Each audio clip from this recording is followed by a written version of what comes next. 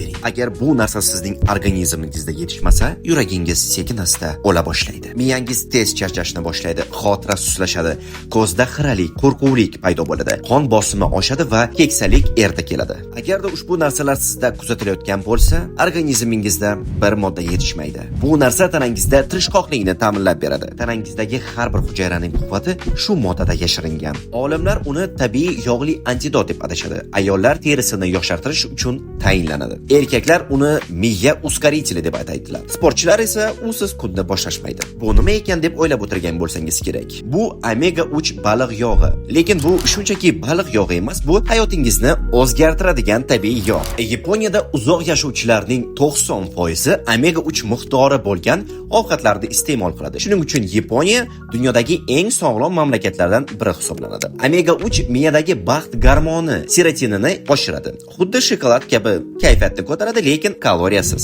Omega 3 inson organizmida o'z-o'zidan ishlab chiqilmaydi. Faqat ovqatdan yoki qo'shimcha kapsulalardan olish mumkin. Xo'sh, endi siz menga aytingchi, qachon oxirgi marta baliq iste'mol qilgandingiz? Izohlarda yozib qoldiring.